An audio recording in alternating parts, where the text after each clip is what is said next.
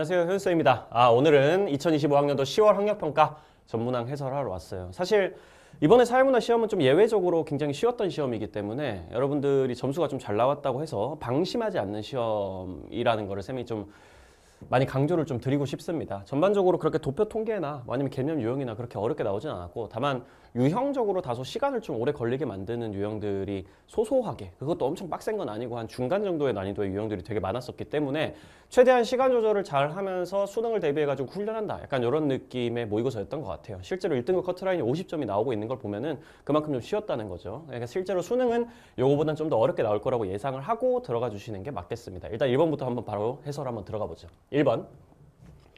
오로라는 태양으로부터 날아오는 고에너지 입자가 대기의 공기 분자와 충돌하는 건 당연히 자연현상이지, 그치? 인간의 의도가 들어갈 수가 없으니까. 세계 곳곳의 하늘에서 오로라가 나타났다라는 것도 인간의 의도가 전혀 드러나지 않은 자연현상이고요. 아래쪽에 있는 문제 상황에 대처하기 위해서 시스템을 마련하는 건 당연히 인간의 의도를 가지고 하는 것이기 때문에 요건 사회현상 되겠습니다. 그럼 자자사 이렇게 되는 건데, 1번 자연현상은 가치 함축적이다, 몰가치적이다 라고 바꿔주셔야 되고요. 몰가치적. 자연현상에는 인간의 가치가 개입되지 않는다. 몰가치적인 현상이다. 2번. 자연현상은 확실성의 원리가 적용된다. 맞죠? 확률성의 원리라고 표현하면 사회현상이고, 예외가 있다는 뜻이고, 확실성의 원리가 적용된다라고 얘기하면 예외 없이 100% 똑같은 원인이 있으면 똑같은 결과가 나타난다. 이런 식으로 생각을 해주시면 되겠습니다.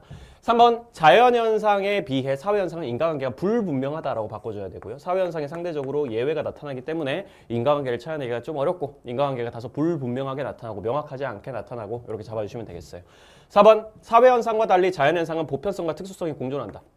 자연현상의 보편성밖에 없지, 사회현상이 오히려 보편성과 특수성이 공존하는 거고, 보편성은 둘 다 있지만 특수성은 사회문화현상에만 나타난다 라고 기억을 해주셔야 되겠고, 5번. 디귿과 같은 현상과 달리 사회현상과 달리 자연현상은 경험적 자료를 연구할 수 있다. 다 경험적 자료를 연구할 수 있다. 그래서 경험과학적인 접근이 자연현상에도 자연과학이라는 이름으로, 사회현상에도 사회과학이라는 이름으로 나타나게 될 수 있다 라고 정리를 해주시면 정답은 2번으로 아주 쉽게 찾아낼 수 있는 문제였어요. 2번.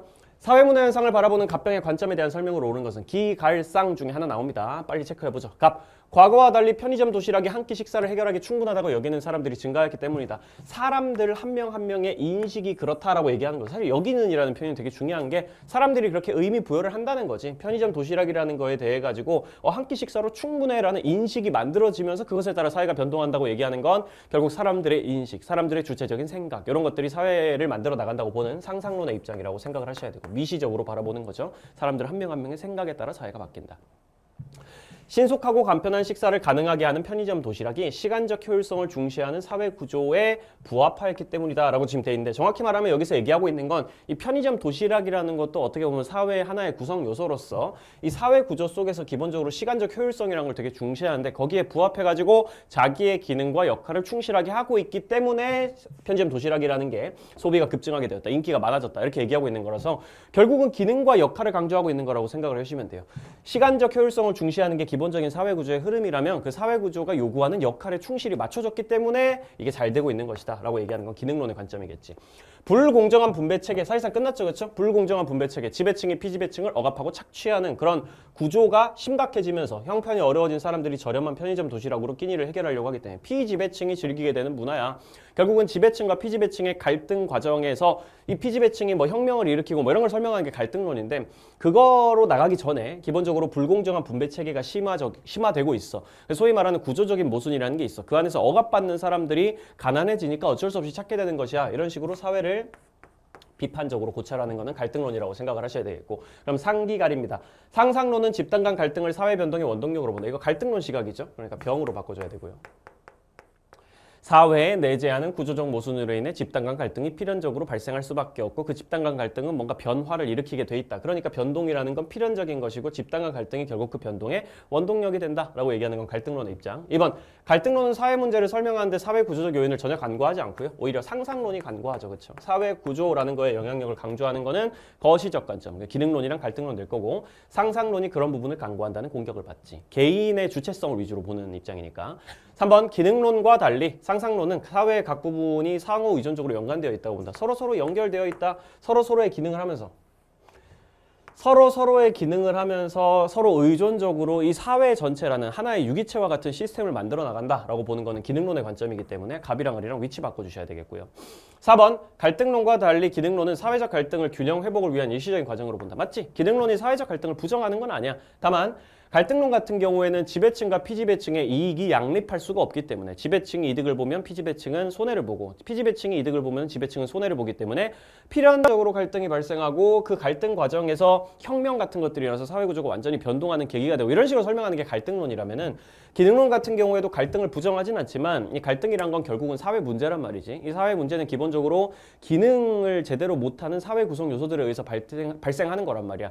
특정 사회 구성 요소가 자기의 기능과 역할을 잘 못하기 때문에 뭔가 사회에 갈등이 발생하고 그것을 해결하기 위해 가지고 그 기능을 잘 못하고 있는 사회 구성 요소를 뭐랄까 점진적으로 바꿔나가면 되는 그런 부분들 사회 전체를 엎어버리는 그런 갈등론식 해결 방안보다는 문제가 발생한 부분을 조금씩 이렇게 바꿔주는 그런 방식으로 점진적인 개혁을 강조하는 게 기능론. 그렇게 생각하면 사회적 갈등이란 건 결국 어떤 사회 구성 요소가 문제가 생겼기 때문에 그 사회 구성 요소의 문제를 해결하면 갈등은 없어지는 것이고 그 사회 구성 요소의 문제를 해결하고 기능을 다시 충족시켜주는 그 과정을 균형 회복의 과정. 그리고 갈등이란 것 자체도 항상 있는 건 아니다. 일시적인 과정이다. 왜냐하면 사회는 스스로 문제를 해결할 수 있는 소위 말하는 항상성이라는 기능이 있기 때문에 사회 유기체를 기반해가지고 그렇게 얘기하는 거니까 갈등론과 달리 기능론은 이렇게 얘기한다고 볼 수 있겠죠. 5번 상황 정의에 기초한 개인 간의 상호작용을 중시하는가. 이건 전형적인 상상론 선지잖아. 상황 정의, 뭐 생활, 세계, 의미, 부여 이런 표현들 그런 것들이랑 관련한 상상론의 선지. 상상론에서 맞는가라는 질문으로 을과 병의 관점을 구분할 수가 없죠. 왜냐면 둘 다 상상론이 아니니까 둘 다 아니요라고 대답을 할 거니까 그렇게 되기 때문에 정답은 4번으로 이것도 굉장히 무난하게 답이 나왔을 겁니다. 1번에서 2번까지 푸는데 한 20초에서 30초 정도면 거의 굉장히 빠르게 진행할 수 있는 그런 문제였던 것 같고요. 3번 일탈이론 A씨에 대한 설명으로 옳은 것은 단 A에서 C는 각각 낙인이론, 머튼의 아노미이론, 차교론 중 하나라고 돼 있는데 하나씩 체크해보면 되죠. 갑은 동네 가게에서 물건을 훔치던 선배들과 어울려 지내면서 그러니까 범죄 집단과 어울려 지내는 거지. 그들의 가치관, 범죄의 우호적인 가치관, 범죄의 우호적인 태도 이런 걸 이제 학습하는 거지. 내면화하는 그런 과정에서 상습 절도범이 됐다고 얘기하는 건 나쁜 애들이랑 어울리면은 너도 나빠진다. 소위 근묵자흑, 근주자적 이런 거랑 관련이 있는 차교론에 해당됩니다. B. 물질적 풍요가 중시되는 사회에서 물질적 풍요라는 건 대다수 사람들에게 문화적 목표로 주어지게 될 거야. 그런 과정에서 다들 부자가 되고 싶어 하지만 그 문화적 목표라는 게 있지만 가난으로부터 벗어날 방법이 합법적으로는 없는 거지. 합법적으로, 현실적으로. 그냥 이 제도를 통해 가지고 현실에 있는 제도, 사회적인 제도, 합법적인 제도를 통해 가지고는 가난으로부터 벗어날 방법이 없는 거야. 그러니까 문화적 목표를 달성하기 위해서 합법적 수단이나 제도가 제공되지 않는 사람들, 다시 말하면 괴리가 나타나는 이런 사람들 위주로 범죄가 많이 발생할 수 있어. 가난으로부터 벗어날 방법이 없어 라는 얘기가 우리가 소위 말하는 목표와 수단의 괴리를 얘기하는 거예요. 문화적 목표를 달성하기에는 합법적 수단이 없어.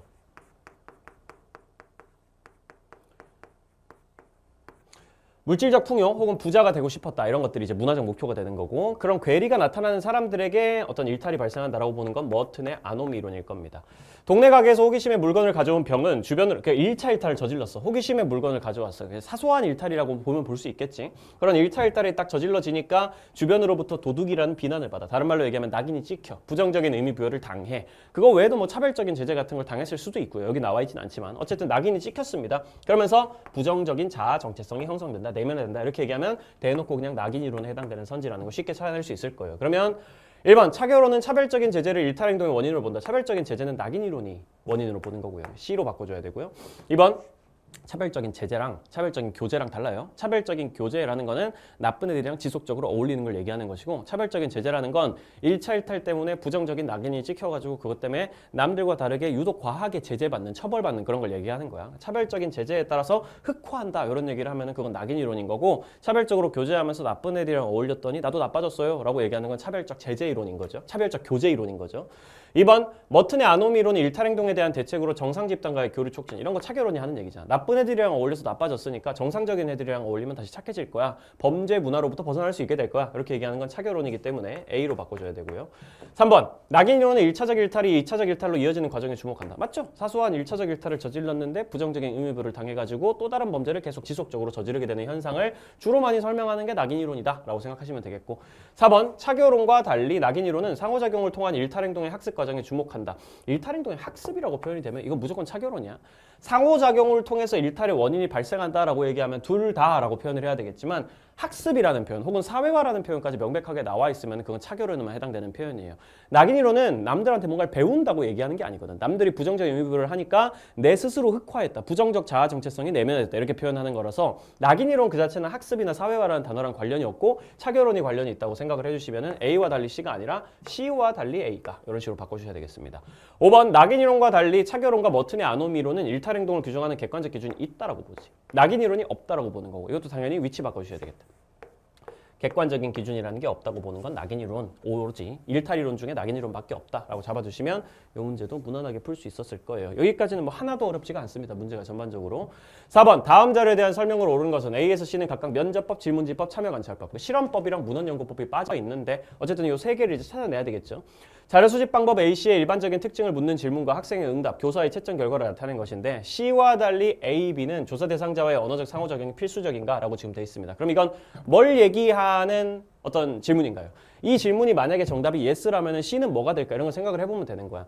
A, B, C 중에 면접법, 질문지법이 언어적 상호작용이 필수적이잖아. 대신에 참여관찰법은 언어적 상호작용이 안 되는 경우에 되게 적합한 방법. 굳이 언어적 상호작용을 무조건 하지 않아도 되는 방법이란 말이야. 그러니까 C가 참여관찰법이라고 얘기하는 질문 되겠습니다. 이게 답이 yes라면 C는 참여관찰법이 될 것이고 A와 달리 B, C는 조사 대상자의 주관적 인식을 파악할 수 있는가? 이건 그냥 무조건 틀린 선지야. 왜냐면 자료 수집법 중에 조사 대상자의 주관적 인식을 파악할 수 없는 친구가 없거든. 그냥 모든 자료 수집법이 다 조사 대상자의 주관적 인식은 파악할 수 있기 때문에 가치라고 바꿔줘야 되는 애초에 틀린 선지란 말이지. 그럼 여기에 응답을 yes라고 했다? 틀린 거야. 근데 2점이 나왔지? 나머지 애들은 맞았으니까 2점이 나왔겠지. 이렇게 생각을 하면 되는 거죠. 그러면 C가 참여관찰법인 건 확정이죠. A, B, C 중에 C가 참여관찰법인 건 확정.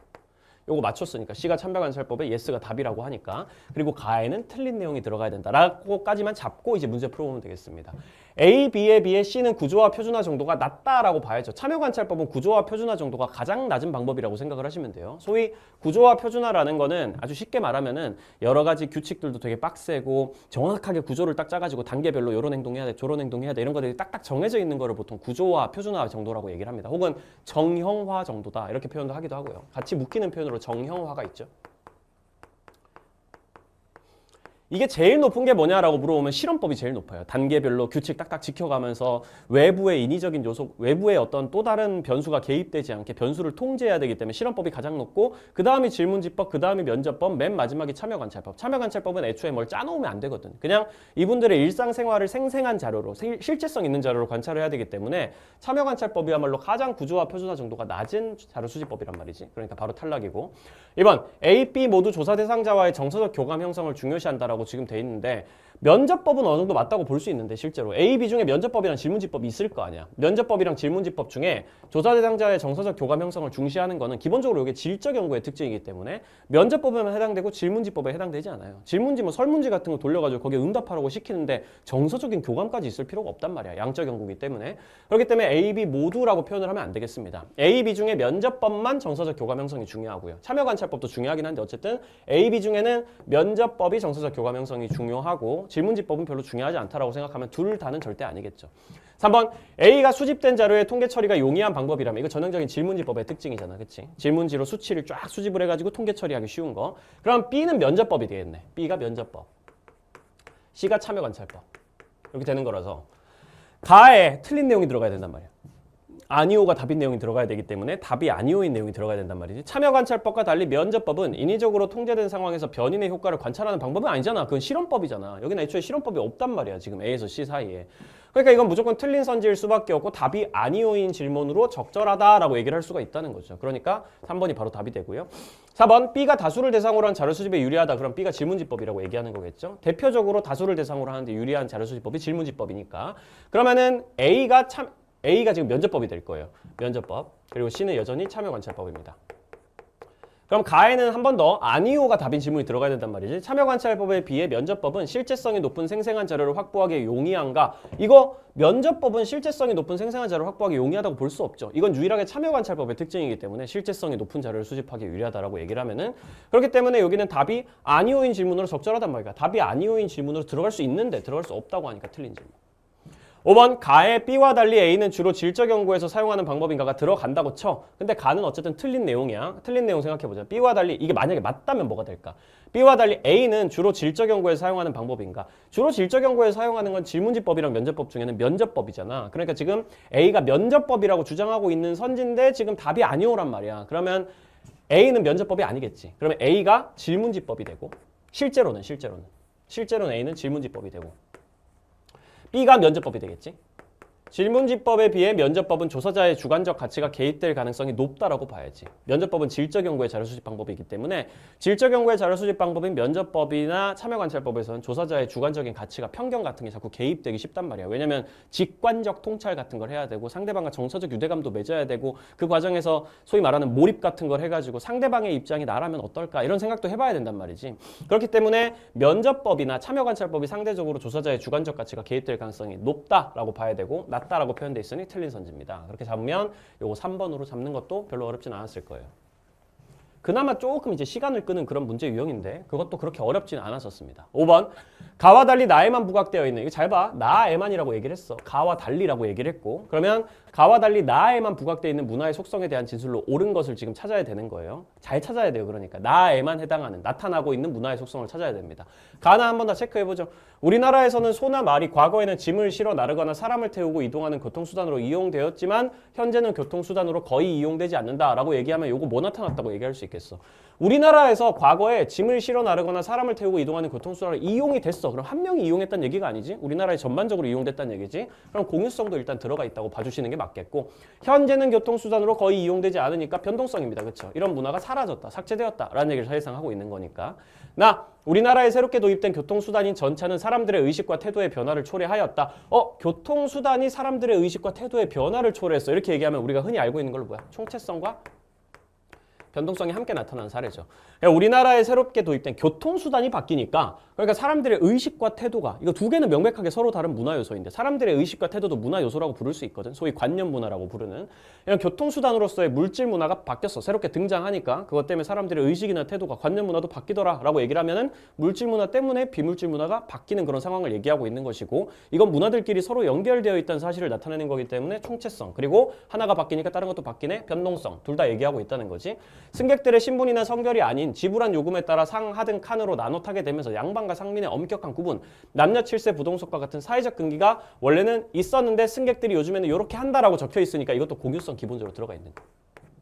그러니까 문화의 속성에서는 사실 웬만하면 공유성 거의 들어간다고 생각을 해. 어느 정도의 기본적인 긴 글을 적어놨으면 거기에 공유성이 안 들어가기는 좀 힘들어. 우리나라에 이런 문화가 있었다. 혹은 우리나라에 지금 이런 변화가 있다라고만 얘기를 해도 그건 어느 정도의 공유성을 나타내는 표현이라고 보면 되겠고 그러면은 나에만 부각되어 있는 문화의 속성이 뭐예요? 총체성이죠. 공유성, 변동성은 둘 다 있었던 거고 그럼 총체성 찾아주면 됩니다. 상징을 통해 후천적으로 학습된다. 학습성이고요. 세대 간 전승을 통해 더욱 풍부해지고 다양해진다. 축적성이고요. 시간이 흐르면서 그 형태나 내용이 변화한다. 변동성이고요. 문화는 여러 요소들이 상호 유기적으로 결합되어 있어서 서로 영향을 미친다. 상호 의존적이다. 이렇게 얘기하는 게 총체성에 해당되는 정확한 선지. 구성원 간의 사고와 행동에 동질성을 갖게 한다. 공유성이고요. 문화를 공유하고 있으니까 사람들이 다 비슷비슷해지는 거고 서로의 행동을 예측하고 이해할 수 있게 되는 거고 반대로 예측하지 못하겠어. 이해하지 못하겠어. 그것도 공유성입니다. 서로 다른 사회의 구별을 명확하게 해주는 그런 공유성의 특징도 있기 때문에 정답은 4번 되겠죠. 6번 사회 불평등 현상을 바라보는 관점이라고 얘기를 하면은 기능론, 갈등론이 나올 수도 있고 보통 사회 불평등 현상을 바라보는 이론이라고 얘기하면은 계급론, 계층론이 나오는데 6평에도 9평에도 계급론, 계층론은 안 나오는 모습을 보이고 있단 말이야. 아무래도 이번 수능에도 기능론, 갈등론 입장에서 사회 불평등 현상이랑 관련된 문제가 나오지 않을까 싶고요. 관점이라고 했으니 기능론, 갈등론일 가능성이 높습니다. 선지 한번 체크해 볼까요? 사회 불평등 현상은 개인의 성취 동기 유발에 기여한다. 이거 기능론 선지잖아. 사회적으로 합의된 것이다. 이런 것도 기능론 선지고 기능론, 갈등론 관련 얘기가 나오겠구나. 찾으면 되겠구나 라고 생각하면 되겠죠. A를 반박하는 학자들이야. 착각하면 안 돼. 그냥 A를 주장하는 학자들 말고 반박하는 학자들이 여러 직업의 기능적 중요성을 정확히 판단하기가 어려워라고 얘기하면 사실상 끝난 거예요. 기능론 같은 경우에는 직업에 귀천이 있다고 보잖아. 사회적으로 더 중요한 직업이 있고 덜 중요한 직업이 있다고 보잖아. 그것 때문에 사회적으로 합의가 된 이 직업의 귀천에 따라 가지고 능력을 가지고 노력을 많이 한 사람들이 귀한 직업에 올라가서 더 많은 어떤 재산을 버는 거. 소위 말하는 불평등이라는 게 그렇게 나쁜 게 아니라고 얘기를 한단 말이지. 왜냐면 그렇게 직업들이랑 관련해 가지고 더 중요도가 높은 직업은 더 많이 주고 중요도가 좀 낮은 직업은 덜 주고 그렇게 해야지만 기본적으로 성취욕구라는 게 생겨나가지고 내가 저 위에 올라가가지고 돈을 많이 벌어야겠다 이런 생각이 들면서 그것 때문에 사람들이 전반적으로 더 많이 노력하게 되고 그게 사회적 효율성을 전체적으로 끌어올린다고 보는 입장이 기능론이기 때문에 기능론 같은 경우에 기본적으로 이 기능적 중요성이라는 게 직업마다 나뉜다라고 딱 얘기를 하는데 이걸 비판하는 사람들이 기능적 중요성을 어떻게 판단하냐라고 얘기한다는 건 A가 기능론이라는 얘기를 지금 하고 있는 거죠. 기능론이기 때문에 귀천 판단할 수 있어 라고 얘기하는 기능론에 대해 가지고 야 귀천은 누가 판단하는 거야? 그게 완전 객관적인 중요도를 얘기하는 개념이라고 얘기를 할 수 있어? 혹시 지배층이 그렇게 규정한 건 아닐까? 이런 식으로 갈등론 시각에서 기능론을 비판할 수도 있고요. 한 사회가 원활히 돌아가는데 중요하지 않은 직업은 없다고 주장하는 건 이 학자들의 주장인 거지. 그럼 이 학자들은 어떤 사람의 입장이겠어? 갈등론의 입장이라고 봐야 되는 거지. 중요하지 않은 직업은 없다. 귀천의 구분은 없다. 이런 식으로 얘기하는 게 갈등론의 입장이라고 생각하면 되겠습니다. 그러면 어쨌든 A는 기능론이에요. 사회 불평등 현상은 개인의 성취 동기 유발에 기여하기 때문에 사회 불평등 현상은 필수 불가결한 사회 문제가 아닌 우리 사회를 오히려 성취도, 효율성을 더 끌어올려주는 그런 요소다라고 얘기하는 거 기능론의 입장 맞고요. 사회적 이소가치의 배분 기준은 사회적으로 합의된 것이다. 지배층들에 의해서만 합의된 게 아니라 사회적으로 대다수에 가지고 합의된 것이다. 이렇게 얘기하면 기능론의 선지고요. 사회 발전을 위해 사회 불평등 현상은 제거돼야 된다. 이거 갈등론 선지고 사회의 차등 분배 체계는 기존의 불평등 구조를 재생산하는 수단이다. 차등 분배 체계라는 게 불평등 시스템이라는 게 기존의 불평등한 구조를 그대로 대물림해가지고 부자들의 자식들은 부자가 되고 가난한 자들의 자식들은 가난하게 되고 이런 거를 계속 유지하는 수단이다. 이렇게 얘기하는 것도 전형적인 갈등론의 선지이기 때문에 기능론에 해당되지 않습니다. 그러면 정답은 1번 기역 니은이 될 거고요. 요거는 이제 잘 보면서 이 글 전체의 주장, 특히 여기 학자들의 주장이 갈등론이고 기능론이라는 걸 반박하는 입장에서 갈등론의 주장이 나와 있다는 거, 귀천 같은 건 없다라고 얘기하는 부분이 나온다는 게 되게 중요하다라고 생각해 주시면 되겠습니다. 7번 다음 자료에 대한 옳은 설명만 보기 위해서 고른 것은 문화사대주의, 문화상대주의, 자문화중심주의. 이걸 보통 문화이해의 태도라고 보통 부르게 되고요. 묶어가지고 서로 다른 사회의 문화에 대해 우열을 판단할 수 있다고 보는가라는 질문으로 A와 B를 구분할 수 없다라고 돼 있는데 쌤이 보통 구분할 수 있다 없다 문제에서는 구분할 수 없다가 중요하다고 얘기를 많이 하죠. 그걸 가지고 하나를 일단 찾고 시작할 수 있다고. 근데 마침 앞에 구분할 수 없다가 나와있으니까 요거 가지고 체크해보면은 서로 다른 문화에 대해서 우열을 판단할 수 있다라고 보면은 이건 절대주의 입장이란 말이야. 절대주의. 절대주의에 해당되는 건 자문화 중심주의와 사대주의가 있기 때문에 요 질문에 대해 가지고는 자문화 중심주의랑 사대주의가 yes라고 대답하고 상대주의만 혼자 아니오라고 대답할 거란 말이야. 그럼 A와 B를 구분할 수 없으면 A와 B가 같은 대답을 했으면 A, B에 자문화 중심주의, 사대주의가 들어가 가지고 둘 다 yes라고 대답했을 거고 C만 혼자 상대주의라서 아니오라고 대답을 했다라는 결론을 내릴 수가 있겠죠.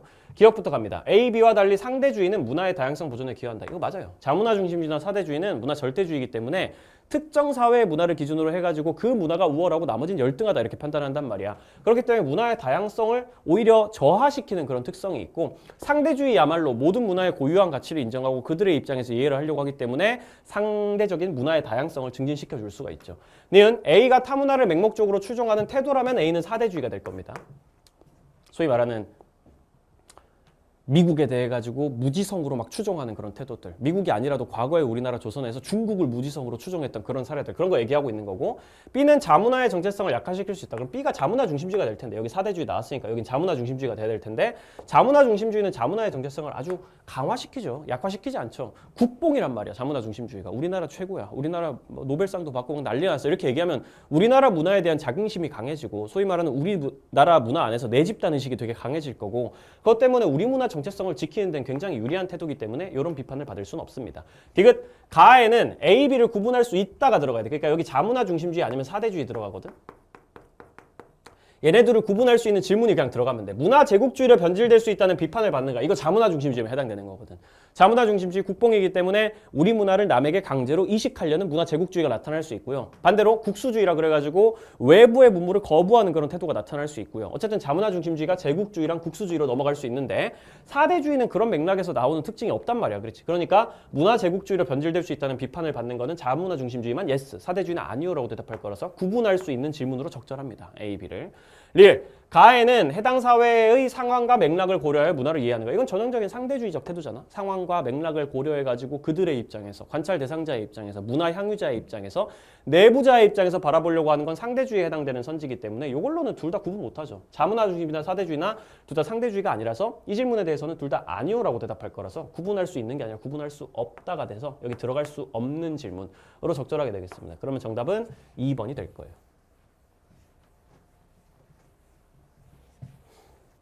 8번입니다. 다음 자료에 대한 설명으로 옳은 것은 기억 중학교 때 어머니를 따라 환경단체 이런 식으로 이제 뭐 집단이라든지 지위라든지 이런 게 나와 있으니까 그거 체크하는 거라고 생각하고 가보면 되겠죠.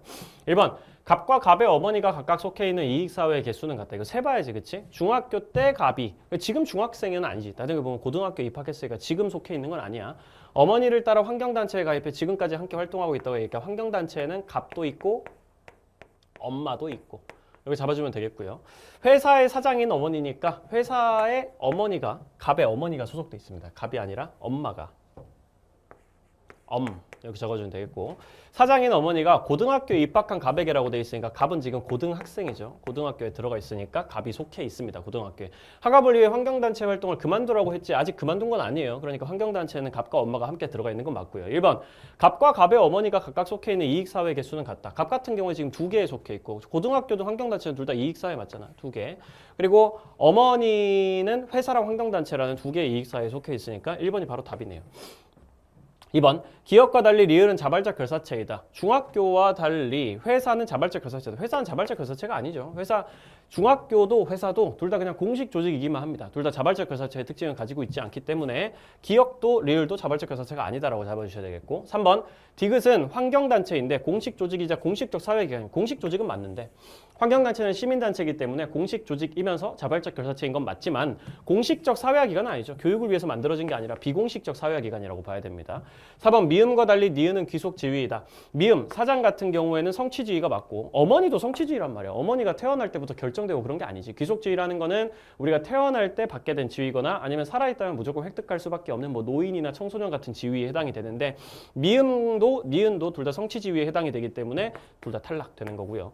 5번 비읍은 갑의 역할 갈등이다 라고 돼 있는데 갈등이라고 돼 있습니다. 이게 역할 갈등이려면은 두 개의 지위에서 나오는 혹은 하나의 지위에서 나오는 반드시 2개 이상의 역할이 나와야 된단 말이야. 기대받는 역할이 2개가 나와서 이 2개의 역할이 충돌하는 상황이 발생해야 되는데 어머니와 갈등하고 있는 거는 학업을 위해 환경단체 활동을 그만두라고 하고 있는데 갑은 계속 하고 싶은 거잖아. 이걸 가지고 역할 갈등이라고 할 수는 없지. 갑이 지금 2개 뭐 예를 들면 환경단체에서도 이 사람이 회원으로서 역할이 있긴 하겠지만 그 역할이 절대 그만두지 마라 이런 건 아닐 거란 말이야. 그냥 갑은 그냥 계속 하고 싶어. 근데 엄마가 하지 말라 그래가지고 다른 사람이랑 그냥 갈등을 빚고 있는 그런 상황이야. 개인이 고민하고 있는 그런 상황이라기보다는 그렇기 때문에 이걸 역할 갈등이라고 볼 수는 없다라고 잡아주면 답은 1번 이렇게 나오게 되겠죠. 9번 가에 들어갈 내용으로 가장 적절한 것은 필터 버블이란 인터넷 정보 제공자가 이용자에게 맞춤형 정보를 제공해서 이용자가 걸러진 정보만 접하게 되는 그런 현상을 얘기해. 필터 버블에 갇힌 사람들은 자신의 의견과 일치하는 정보만 접하게 되고 유튜브 같은 거 알고리즘에 한번 빠지게 되면 그냥 계속 여러분들이 보고 싶은 그런 정보만 계속 나타나게 되잖아. 특히 정치적인 부분에서 그런 문제가 되게 심각하단 말이야. 이거 약간 위험한 말은 아니에요.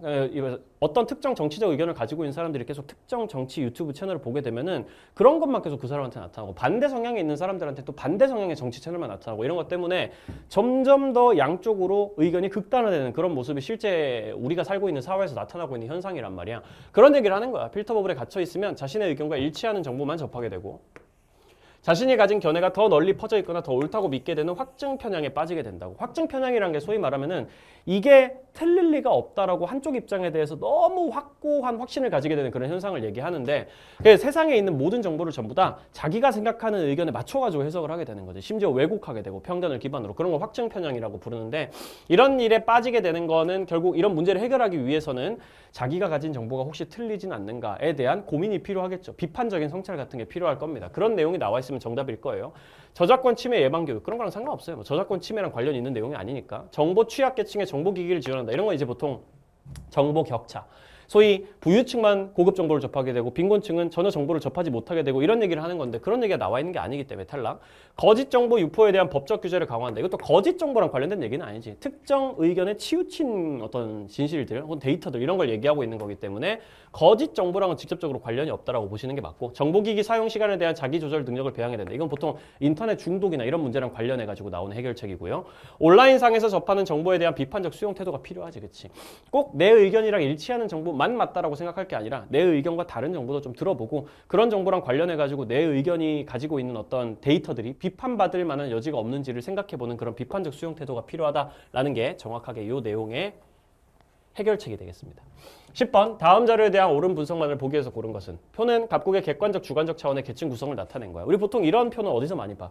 부모님 계층 구조, 자녀 계층 구조 이런 식으로 나온 표로 보통 많이 보잖아. 근데 여기서는 객관적 차원의 계층과 주관적 차원의 계층으로 지금 나와 있습니다. 그러니까 객관적으로는 내가 상층이더라도 뭐 주관적으로는 하층이고 뭐 그럴 수가 있는 거잖아요. 그러니까 내가 생각하기엔 내가 하층인데 실제 사회의 객관적인 지표로 보기에는 내가 상층이고 그런 상황이 있을 수 있기 때문에 이렇게 나눌 수 있다는 거지.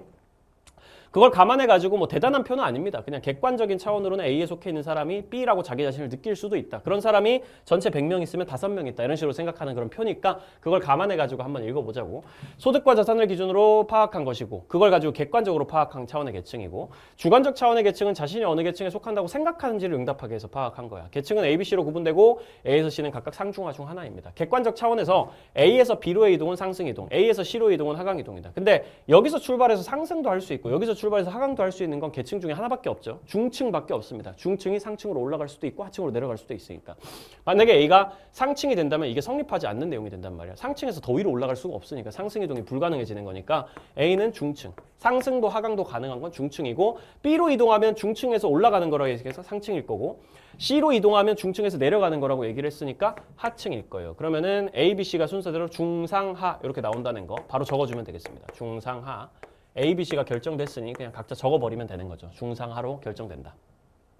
기억의 계층 구조는 다이아몬드형이라고 되어 있습니다. 객관적 차원의 계층. 여기 있잖아. 기억. 이거란 말이지. 여기 이렇게 보면 되죠. 그렇죠? 상, 중, 하 다 더하면 아래쪽에 나오는 이 합계가 결국은 계층 구조를 보여주는 거일 거야. 상, 중, 하 순서대로 가면 어떡해? 상, 중, 하 아래로 내려갈수록 점점 커지죠. 이러면 다이아몬드가 아니라 피라미드형이다라고 표현하는 계층 구조가 되는 거고요. 바로 탈락. 니은, 기억이 니은보다 높은 사람은 니은보다 기억이 높은 사람보다 적다. 이거 찾아봐야지. 이건 잘 찾아봐야 돼. 기억보다 니은이 높은 사람은 동그라미로 표현하고 니은보다 기억이 높은 사람은 세모로 표현해보기로 하고 이렇게 도형으로 적어주면 좀 더 깔끔하게 이해할 수 있겠죠. 기억보다 니은이 높은 사람은 어디 있습니까? 기억은 객관적 차원이고 니은은 주관적 차원이니까 객관적 차원보다 주관적 차원이 높은 사람을 찾아야 된단 말이야. 하나씩 찾아보자고. 객관적 차원의 중층 중에서 주관적 차원이 더 높은 사람은 상층에 해당되는 사람밖에 없겠죠. 객관적 차원의 상층보다 더 높은 계층 없으니까 이거보다 높은 게 주관적 차원일 수는 없고요. 객관적 차원의 하층인 사람보다 더 높은 거 중층. 객관적 차원의 하층보다 높은 거 상층. 이렇게 해가지고 동그라미 친 게 기억보다 니은이 높은 사람이 되는 겁니다. 다 계산해보면 25% 전체 중에서 25 이렇게 나오고 니은보다 기억이 높은 사람 찾아보자고. 주관적 차원보다 객관적 차원이 높은 사람. 주관적 차원은 중층인데 객관적 차원이 상층이면 이게 니은보다 기억이 높은 사람이 될 거고 주관적 차원이 상층이면 더 높을 수가 없고요. 하층이면은 중층이 더 높은 거고 상층이 더 높은 거다. 이렇게 표현할 수 있기 때문에 여기 세모 친 거 15, 5, 1 더하면은 21 나오죠. 이 21에 해당되는 사람들이 니은보다 기억이 높은 사람이라고 얘기를 할 수 있겠어요. 그러면 25명은 21명보다 많다라고 바꿔줘야 되겠죠. 기억이 하층인 사람 중에서 니은이 상층인 사람은 없다. 기억이 하층인 사람 중에서 니은이 상층인 사람은 0이니까 없다라는 말 맞는 말이고요. 리을 기억의 계층별 인구 중에 기억과 니은이 일치하지 않는 인구의 비율은 상층이 가장 높다라고 얘기하는데 잘 체크해봐야죠. 기억의 계층별 인구라고 얘기하면은 중상하 이거 다 더한 사람들 얘기를 하는 거야. 그러니까 상중하 한번 계산해보자고 금방. 여기서 그냥 하지 뭐. 20명 중에 상층부터 먼저 해볼게. 20명 중에 기억의 상층 인구 중에 기억과 니은이 일치하지 않는 인구의 비율은 상층이면은 상층이 일치하는 애들이고 상층인데 중층이나 하층 이렇게 돼 있으면 일치하지 않는 사람들이죠. 얘랑 얘 더하면은 16, 20분의 16이 상층의 비율 될 거고요. 중층이랑 하층도 바로 구해보자고. 총 35명이 있어. 중층에. 근데 그 중에서 중층으로 같이 일치하는 애들 빼고 중층인데 상층이거나 중층인데 하층이거나 얘네만 더하면 되는 거지. 그럼 35분의 10 이렇게 될 거고요. 하층도 마지막으로 해보면 총 45명 있습니다. 45명 중에서 하층인 사람 빼고 나머지 중층이거나 상층인 사람들 객관적으로는 하층인데 주관적으로는 중상층인 사람들 더하면은 2, 20 이렇게 나오겠죠. 그럼 비율로서 상층이 제일 높은 게 맞냐? 얘는 지금 보면은 절반이 안 되잖아, 그치? 얘도 절반이 안 되고 얘는 절반 넘어가네요. 그러니까 상층이 제일 높은 게, 비율로서 제일 높은 게 맞다라고 얘기하고 5번을 정답으로 골라주시면 이것도 어렵지 않게 풀 수 있습니다. 평소에는 부모랑 자녀의 어떤 세대 간 계층 이동으로 나오는 그런 표라서 이런 걸 보면 살짝 당황하고 그럴 수 있는데 본질적으로는 하나도 다른 게 아니기 때문에 그냥 여기 나와 있는 설명을 충실하게 잘 따라가면서 문제를 풀어주기만 하면 된다는 거. 11번 다음 글에 나타난 개인과 사회의 관계를 바라보는 관점. 그럼 뭐가 나옵니까? 외워야죠. 명목론과 실제론이 등장할 겁니다. 둘 중에 명목론, 실제론 중에 뭔지를 파악하면 되는 거예요. 사회학은 사회적 사실을 연구하는 과학이야. 법, 규범, 문화, 종교 등과 같은 사회적 사실은 이 제도에 해당되겠죠. 사회적 시스템, 사회를 통해 가지고 발생하는 요소들이 될 거고 그런 것들이 개인의 사고와 행동을 구속해. 그리고 이게 실체야 이렇게 얘기하는 거. 사회는 실체가 있어. 사회 구조 속에서 발생하는 여러 가지 요소들이 문화, 종교, 법, 규범 같은 것들이 개인을 구속해. 사회가 개인을 조종해. 이런 식으로 표현할 수 있는 거는 실제론이죠. 그리고 사회가 개인의 외부에 분명히 존재하는 것이다. 개인의 생각으로 사회가 만들어진다. 개인의 생각이 없으면 혹은 개인이 모이지 않으면 사회는 만들어지지 않는다. 이런 식으로 얘기하는 게 아니라 사회가 개인을 지배하고 사회는 개인의 외부에 외재하고 있는 실체야. 이렇게 얘기하는 건 대놓고 실제론이기 때문에 어렵지 않게 찾아질 수가 있고요. 개인이 주체적이고 능동적인 존재를 강조하는 것은 명목론이니까 바로 탈락이고 개인 중심. 사회 속성은 개인의 속성으로 환원할 수 있다고 보는 게 명목론이고 없다고 보는 건 실제론이죠. 그냥 개인들이 모여있는 게 사회야. 뭐 사회가 대단한 게 있어? 사회는 개인 외부에 존재하지 않아. 그냥 개인들이 모여있는 총합을 그냥 사회라고 생각하면 돼. 이게 명목론의 입장이라면은 아니야. 사회의 속성을 단순히 개인의 속성으로 환원해서 바꿔서 생각할 수는 없는 거야. 사회라는 거는 개인이 모였을 때 발생하는 어떤 구조, 제도, 문화, 법, 의식, 단체적인 어떤 집합적인 감정 그런 것들에 의해 가지고 사회가 만들어지는 거기 때문에 단순히 개인을 그냥 합쳐놓 개인의 속성들을 그냥 합치면 사회를 설명할 수 있다. 그건 무리가 있어 라고 얘기하는 게 실제론의 설명이죠. 디귿 사회는 개인의 이익 실현을 위한 수단에 불과하다. 이런 건 전형적인 사회 계약론적인 시각이고 사회 계약론과 명목론이 관련이 있기 때문에 명목론으로 잡아주셔야 됩니다. 사실은 그런 걸 생각하지 않더라도 사회는 그냥 개인의 이익 실현을 위한 수단에 불과해 라고 사회를 내리깔고 있고 결국은 개인이 중요하다고 얘기하는 거 명목론이라고 생각하셔도 괜찮고 이게 사회 계약설이라는 이론이랑 관련이 있다는 것도 알아두셔야 돼요. 결국 우리가 개인들의 이익을 위해서 사회라는 걸 계약해서 만들어낸 것이기 때문에 사회는 개인의 이익에 봉사해야 돼. 이런 식으로 얘기하는 거는 명목론의 입장이라는 거. 사회 문제 해결책으로 의식 개선, 개인들의 생각을 개선하는 것보다 제도, 사회 전체적인 구조를 바꿔가는 게 더 중요하다라는 게 당연히 사회 구조를 중시하는 실제론의 입장이고요. 그러니까 정답은 4번으로 잡아주는 거. 이것도 굉장히 쉬운 문제. 12번 연구자 갑은 이거 양적 연구랑 관련된 문제라는 거 대충 각만 봐도 알 수 있죠. 그렇죠? 연구자 갑은 집단 구성원 간 친밀감에 의사소통 시 소셜미디어 사용 여부가 미치는 영향을 파악하고 싶었어. 그러니까 이게 종속 변수고 이게 독립 변수야. 결과에 원인 이 미치는 영향을 파악하려고 지금 하는 거니까 종독으로 잡아주면 되겠죠. 그리고 가설을 설정했으니까 이거 양적 연구인 거 바로 확인할 수 있고요. 그리고 모집단은 따로 나와 있지 않으니까 그냥 인류 전체, 그냥 집단에 속해 있는 사람들 모두 이렇게 생각하시는 게 맞겠습니다. 이를 위해 서로 전혀 모르는 사이였던 성인 20명을 어쩌고 하고 있는데 선지 먼저 보면서 찾아보면 되겠죠. 기억은 독립 변인이 아니고 종속 변수고요. 니은은 종속 변인이 아니고 독립 변수니까 위치 바꿔줘야 됩니다. 변인, 변수 그냥 같은 말이라고 생각하시면 돼요. 2번 디귿은 방법론적 이원론에 기초한 연구가 아니죠. 여기 나와 있는 연구에서 가설을 설정했으니 이건 양적 연구라고 봐야 되는 거고 양적 연구는 방법론적 일원론입니다. 바로 탈락이고 방법론적 이론론이 이제 자연과학을 하는 방식이든 사회과학을 하는 방식이든 그렇게 다를 필요가 없다. 자연현상과 사회현상은 하나의 방법으로 통합해서 소위 말하는 물화생지하는 친구들이 쓰는 그 방법 실험하고 막 가설 설정하고 그러는 과정들을 사회현상에 그대로 적용해도 큰 문제 없다라고 얘기할 때 양적 연구가 쓰는 표현이니까 기억해 두시고 3번 리을은 통제집단 미음은 실험집단이다라고 돼 있습니다. 2주간 각 집단끼리 함께 생활하게 한 다음에 그 기간 동안 A 집단은 대면 소통과 소셜미디어를 사용한 소통을 병행하게 했어. 그러니까 여기 의사소통 시 소셜미디어 사용 여부가 미치는 영향을 파악하려고 했다. 그러니까 독립 변수가 소셜미디어 사용 여부인 건데 의사소통할 때 소셜미디어를 인위적으로 사용하게 만들었으니까 이 친구들이 실험 집단이지. 실험법에서 독립 변수가 개입되는 친구들을 실험 집단이라고 부르고 아닌 친구들을 통제 집단이라고 부르기 때문에 처치를 하지 않는 집단이라고 딱 표현돼 있으면 이게 통제 집단인 거예요. 그냥 대면 소통만 하게 만든 거잖아. 그렇지? 소셜 미디어를 사용하지 않게 한 친구들이니까 얘들은 독립 변인을 인위적으로 조작하지 않은 통제 집단이라고 봐줘야 되는 거지. 그러면 리을이 실험, 미음이 통제이기 때문에 위치 바꿔줘야 됩니다.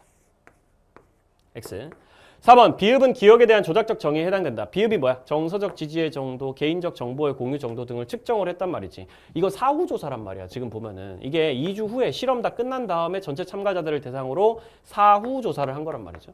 실험이 다 끝난 다음에 조사를 하는 거. 근데 실험법에서 보통 사전조사도 하고 사후조사도 하고 그렇지만 사전조사든 사후조사든 다 종속 변수를 가지고 측정을 하는 거지 우리는 독립 변수를 가지고 측정을 하지 않는단 말이에요. 왜냐면 실험법에서 독립 변수는 여기 의사소통 시 소셜미디어 사용 여부인데 이건 우리가 그냥 시키는 거잖아. 소셜미디어 사용해봐 라고 시키는 거지 굳이 우리가 따로 측정할 필요가 없단 말이지. 항상 사후조사든 사전조사든 우리가 측정하는 거는 종속 변수입니다. 친밀감이 어떻게 바뀌는가. 그러니까 그전에는 소셜미디어 사용하지 않게 했다가 소셜미디어를 사용하고 난 후에 어떻게 바뀌는지를 측정하고 싶은 거기 때문에 결국 측정의 대상은 종속 변수, 이 친밀감이 되는 거예요. 그러면 여기 나와 있는 게 친밀감을 대상으로 조사를 한 걸 겁니다. 당연히. 정서적 지지의 정도, 개인적 정보의 공유 정도 이런 걸 측정하였다라고 딱 돼 있잖아. 측정할 수 있는 걸로 지금 만들어 놓은 다음에 지금 측정을 했다는 뜻이거든. 그러니까 원래는 집단 간 구성의 친밀감이라는 개념이 굉장히 추상적인 개념이니까 이렇게 추상적인 개념을 측정할 수 있도록 정서적 지지의 정도, 개인적 정보의 공유 이런 식으로 측정하게 만든 다음에 측정하였다라고 충분히 추측을 할 수가 있는 거예요. 그러면 비협은 기억에 대한 조작적 정의에 해당한다. 가끔씩 이런 얘기하는 친구들이 있을 수 있어요. 쌤이 개념의 조작적 정의에 대해서 항상 이렇게 설명을 해왔어요. 뭐라고? 이렇게 물어보면은 추상적인 개념을 측정 가능하게 구체화한다고 이렇게 명백하게 외워야 되거든. 조작적 정의라는 거는 측정 가능하게 된 게 맞습니까? 라고 물어볼 수 있지만 이거 가지고 정서적 지지의 정도 이렇게 얘기하면 이것도 여전히 추상적이지 않아요? 측정 불가능하지 않아요? 라고 얘기할 수 있지만 측정하였다라는 말이 바로 이후에 붙어있기 때문에 추측할 수 있는 거라고. 당연히 측정 가능하게 만들어 놓은 것일 거기 때문에 측정이 가능했을 거라고 추측을 하면은 그걸 가지고 측정 가능하게 개념의 조작적 정의를 했구나 라고 생각을 할 수 있다 라는 식으로 판단을 해주시면 됩니다. 5번 시옷은 의사소통 시의 소셜미디어 사용이 집단 구성원 간의 친밀감에 부의 영향을 미칠 것이다 라고 지금 정의가 돼 있는데 가설이 수용되었다라고 돼 있지. B집단에 비해 A집단의 구성원 간 친밀감이 유의미하게 높은 것으로 나타났다고 돼 있지. A집단 같은 경우에는 독립변수를 개입시킨 친구들이었고 B집단 같은 경우에는 독립변수를 안 개입시킨 친구들이었는데 어쨌든 독립변수가 개입됐더니 A집단, 실험집단에서 친밀감이 유의미하게 높은 것으로 나타났어. 그럼 가설은 어떻게 나와야 될까? 의사소통 시에 독립변수인 소셜미디어 사용이 집단 구성원과의 친밀도를 올린다라고 지금 돼 있어야지 당연히. 지금 보니 결과적으로 이 소셜미디어 사용이 개입된 친구들이 친밀감이 더 높은 걸로 나왔으니까 소셜미디어를 사용하면 집단 구성원 간 친밀감이 정의 영향을 가진다. 부가 아니라 정의 영향력. 플러스의 영향을 가진다. 라고 가설이 나와 있어야지 수용이 됐겠지. 수용이 됐다는 건 가설과 결과가 일치한다는 얘기니까. 그렇게 잡아주면은 4번이 정답이라는 거 이것도 금방 알아낼 수 있습니다. 13번. 사회 조직의 운영 원리라고 지금 나와 있어요. 사회 조직은 다른 말로 공식 조직이라고 표현할 수 있고 공식 조직의 운영 원리라고 AB가 나와 있으면 관료제, 탈관료제가 나온다는 것도 바로 알아보셔야 되고요. 연공 서열에 따른 보상을 중시하는 건 관료제에 해당이 되기 때문에 짬밥을 중시하는 건 관료제이기 때문에 B가 당연히 탈관료제가 되겠다라고 바로 잡아주고 문제 풀러 들어가면 되죠. 1번 관료제는 조직 구성원의 재량권 보장을 해주지 않습니다. 조직 구성원의 재량권이라는 거 다른 말로 표현하면 분권화라고 표현하는데 조직 구성원들 소위 말하는 실무자들에게 스스로 판단하고 결정할 수 있는 권한과 책임을 함께 준다는 얘기 이런 건 탈관료제에 해당되는 거기 때문에 이걸 중시한다고 보기 어렵고 재량권 보장 같은 거 하지 않고 중앙 집권적으로 결정한다라는 얘기를 보통 많이 하지. 2번 관료제에 비해 탈관료제는 업무의 전문화와 세분화 정도가 높다. 관료제가 전문화, 세분화 정도가 높은 걸로 대표적인 특징을 가지고 있죠. 탈관료제가 아니라 위치 바꿔줘야 되고 업무를 굉장히 짜잘짜잘하게 나눠가지고 나는 요것만 하고 나는 요것만 하고 막 이렇게 하는 거는 관료제의 특징이란 말이야. 탈관료제는 상대적으로 유연하고 창의적인 조직이어야 되기 때문에 업무를 그렇게까지 전문화하고 세분화하진 않아요. 분업은 둘 다 하는 거지만 전문화, 세분화 정도가 높은 거는 관료제라고 기억하셔야 되고 3번 탈관료제에 비해 관료제는 환경변화에 유연한 대처가 힘들지. 그러니까 탈관료제로 바뀌게 된 거 아니야. 관료제는 환경변화에 유연하게 대처하기가 좀 힘들어서 굉장히 경직되고 딱딱한 그런 의사결정 구조를 가지고 있다는 단점이 있어서 탈관료제로 넘어간 거기 때문에 A에 비해서 B는 이렇게 바꿔줘야 될 거고요. 4번 가에는 뭐가 들어가야 돼? 탈관료제는 yes, 관료제는 아니요 이렇게 가야 된단 말이에요. 이거 직선, 점선 이거 잘못 보면 큰일 나니까 자세히 보셔야 되고 탈관료제가 맞고 관료제가 아닌 게 들어가야 되는데 효율적인 조직 운영을 추구하는 건 둘 다거든. 둘 다 나름의 시기에 나름의 적합한 효율적인 방법을 추구한 거란 말이야.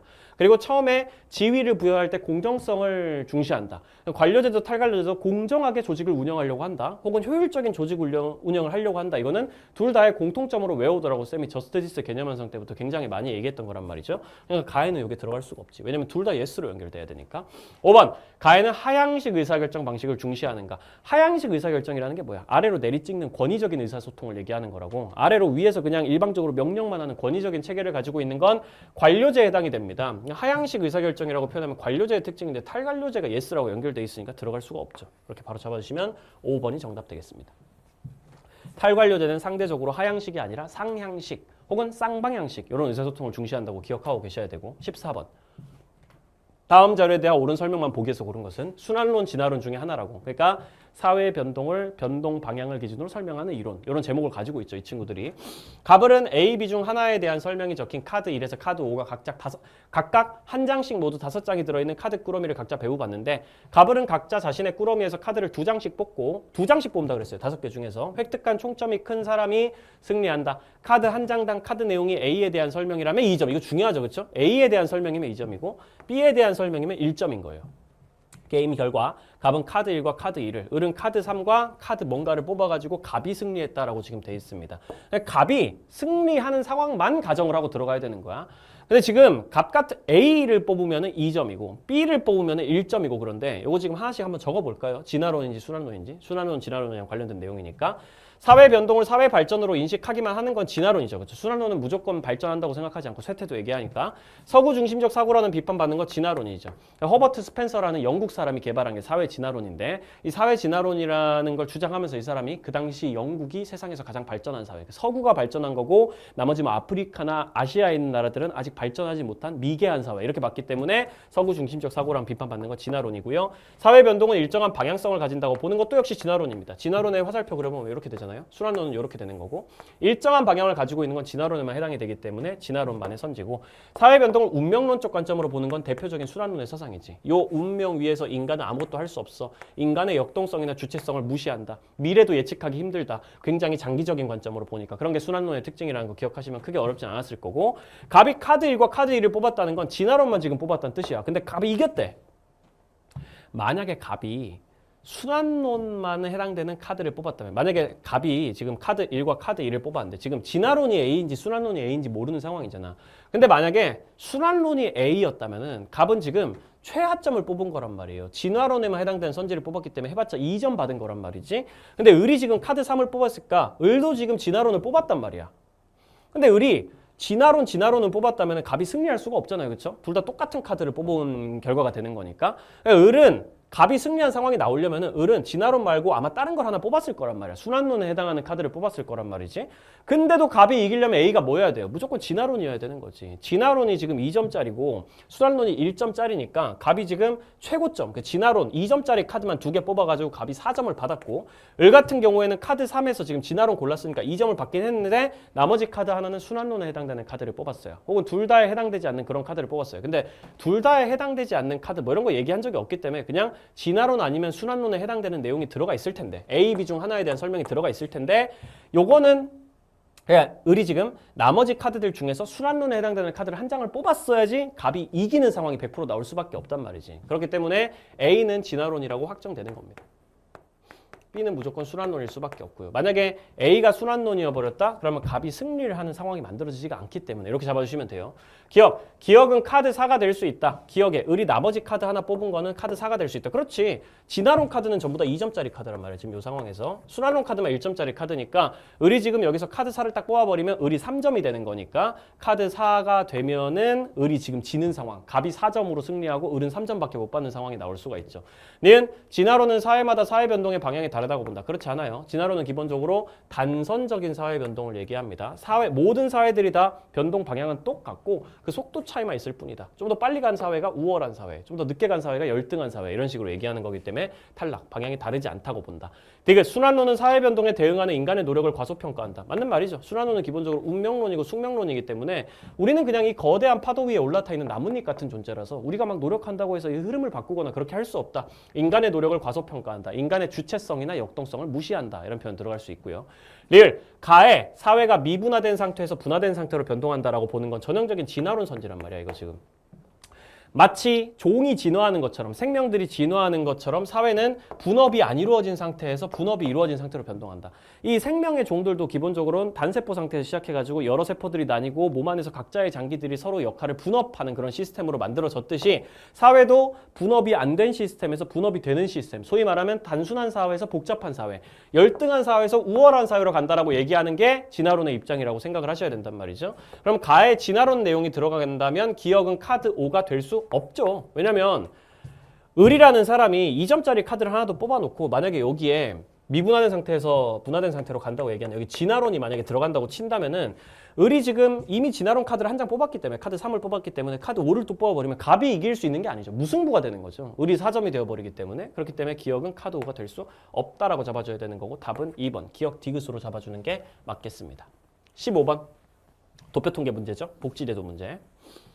갑국은 우리나라와 동일한 사회보장제도 A, B만을 시행하고 있다. A, B 모두 금전적 지원을 원칙으로 하며 A는 정부 재정으로 비용을 전액 충당하는 것을 원칙으로 하는 제도고 수혜자 비용 부담을 원칙을 적용하는 제도가 B다. 이렇게 적혀 있으니까 금전적 지원을 원칙으로 하면 A, B가 사회보험 아니면 공공부조가 될 거고 사회 서비스는 비금전적 지원이니까 빼버리고 정부 재정으로 비용을 전액 충당하는 거는 공공부조. 그리고 수혜자 비용 부담 원칙을 적용하는 거. 우리가 보험료 되고 나중에 돌려받는 거다. 이렇게 얘기할 수 있는 거는 사회보험이 되는 거니까 A, B는 각각 결정되고요. 표는 갑국의 가나 지역 인구 중에 A, B 수급자 비율을 나타낸 거고 갑국은 가나 지역으로만 구성돼 있다. 이 표현 딱 보면은 가중평균 쓰겠구나 라는 생각 들 수 있고요. 인구는 나 지역이 가 지역의 2배이다. 근데 가중평균이 아니었던 거야. 그냥 나 지역이랑 가 지역의 인구 차이를 그냥 알려줘 버려. 나 지역이 가 지역의 2배이다. 이런 식으로 그냥 알려줘 버렸어. 당장 여기서 뭐 전체 지역이 나와 있지 않으니까 이걸 가지고 뭐 가중평균을 굳이 할 필요가 없고 그냥 1대2 이렇게 인구를 알고 그냥 들어가면 되는 부분이죠. 되게 쉽습니다. 수급자 숫자 바로 나오죠. 100명, 200명 이렇게 생각하면 되기 때문에 여긴 11명, 8명, 4명, 100명 중에 11%, 100명 중에 8%, 100명 중에 4% 하면 그냥 11명, 8명, 4명 이렇게 수급자 나올 거고요.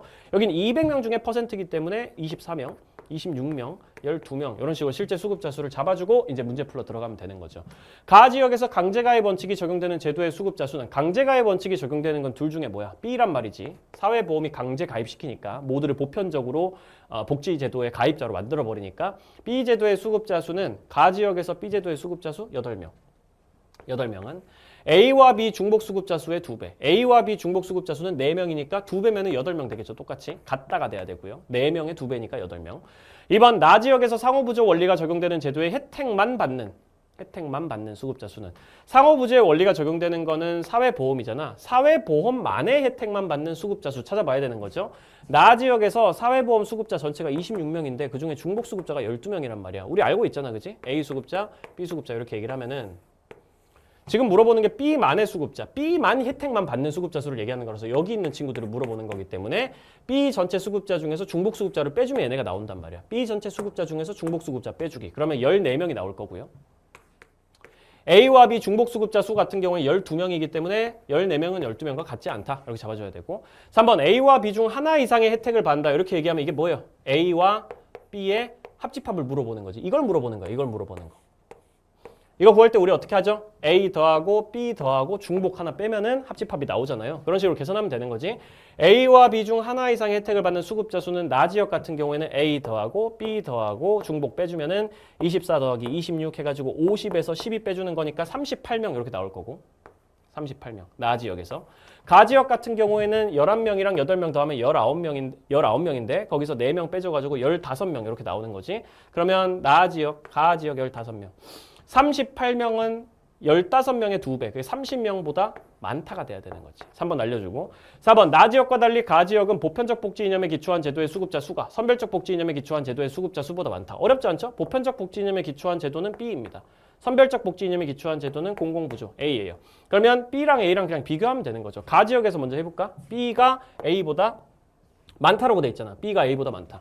B가 A보다 적은데 바로 탈락. 4번 날려주고 5번 갑국은 사후 처방적 성격이 강한 제도는 공공부조니까 A고 사전 예방적 성격이 강한 제도는 사회보험이니까 B 이렇게 잡아주고 A 제도의 수급자 수가 B 제도의 수급자 수보다 많다. 근데 어디서? 갑국에서. 이러면 수급자 수를 더해가지고 계산을 해줘야죠. 별로 어렵지 않습니다. 그냥 여기 11명, 여기 24명이니까 갑국 전체에서는 공공부조 수급자 수가 35명이에요. A 지역이랑 B 지역밖에 없다고 얘기했잖아. 그러니까 여기 2개 더하면 전체 수급자 수가 되겠지. 여기도 2개 더하면은 34명 이렇게 나올 겁니다. 그러면 A 수급자가 B 수급자보다 많단 말이야. A 수급자 수가 B 수급자 수보다 많다. 그러면 5번을 어렵지 않게 정답으로 찾을 수 있다는 거. 정답 5번 되겠습니다. 벤 다이어그램을 활용하는 뭐 중복수급자 이런 거 나오는 문제 중에는 굉장히 기초적인 유형에 해당됐고요. 이 정도 문제는 틀리면 안 되는 문제라고 생각합니다. 만약에 이런 거 틀리셨으면 쌤 킬더킬러를 좀 다시 들어보실 필요가 있고 되게 기초적인 얘기로 쌤이 앞에서 많이 설명해주는 얘기니까 16번 가나에 대한 설명으로 가장 적절한 것은 갑국의 땡땡 단체는 갑국으로 피난온 난민의 인권 보장을 위해 난민법 개정 운동을 지속적으로 전개하고 있다. 인권 보장이라는 뚜렷한 목적도 있고 지속적으로 전개하고 있고 단체가 그러니까 개인이 아니라 단체가 집단적으로 계획적으로 활동하고 있는 거기도 하고 그러니까 이거 사회운동 맞고요. 아래쪽에 보면 사회운동 나와 있으니까 사회운동 주제인 거 확인해야 되고 이러면은 개혁적 사회운동이라고 보통 얘기하는 거지. 그러니까 완전 체제를 엎어버리는 수준의 혁명까지 가진 않잖아. 그냥 법 정도 하나 개정하자 이렇게 얘기하고 있는 거기 때문에 이건 개혁적 사회운동이라고 봐줘야 되고 세모 단체를 중심으로 을국의 군사독재 체제에 반대하여 민주화를 요구하는 시위가 지속되고 있다라고 얘기하는데 요거는 개혁이니 혁명이니 명확하게 얘기하기는 좀 그래. 근데 보통 이 체제 자체를 완전히 엎어버린다라고 얘기가 나와 있는 게 혁명적 사회운동이기 때문에 체제에 반대한다. 지금 현재의 군사 독재 체제를 완전히 엎어버리고 민주화로 바꾸려고 한다. 그러면 굳이 따지자면 혁명 쪽에 조금 더 가까운 사회운동이라고 생각을 하시면 됩니다. 근데 실제로 이게 혁명인지 개혁인지 구분하는 게 사실 이 정도면은 체제에 반대한다 정도로 돼 있다면은 어느 정도 혁명이라고 추측할 만한 근거가 꽤 있기는 해. 왜냐면 혁명이란 것 자체가 기존의 체제를 완전히 뒤엎어버리는 거다 보니까 그런 맥락에서 얘기가 나와 있는 거라서 혁명이라고 생각하는 게 좀 더 가깝긴 할 텐데 일반적으로 뭐 민주화 운동 이런 것들을 혁명이라고 볼 것인가 개혁이라고 볼 것인가에 대해서는 실제 그 사례 하나하나로 들어가면 논쟁거리가 좀 있는 부분이거든요. 그래서 이게 혁명이라고 굉장히 100% 명확하게 얘기할 수 있냐라고 얘기하면 조금 애매한 부분이 있어. 문장 형태로 보면 체제에 반대하는 거기 때문에 혁명이라고 볼 가능성이 크다는 거지. 그래서 실제로 보면 얘가 혁명인지 개혁인지를 선지에서 구체적으로 물어보고 있지 않아요. 왜냐면 출제자도 알고 있거든. 이게 조금 애매한 부분이 있는 사례라는 걸.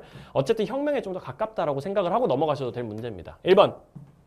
개혁엔 만약에 이걸 가지고 이거 혁명인지 개혁인지 명확하게 구분해봐라는 선지가 만약에 아래서 나온다면은 요 제시문에서 좀 더 명확하게 얘기해주긴 했을 거예요. 이거는 체제를 완전히 엎어버리려는 혁명이야? 체제 자체를 완전히 뒤엎으려는 행동이야? 라는 걸 좀 더 공격적으로 얘기를 해주지 않을까라고 생각이 듭니다. 어쨌든 혁명에 좀 더 가깝긴 하다는 거. 체제를 엎는다는 얘기니까.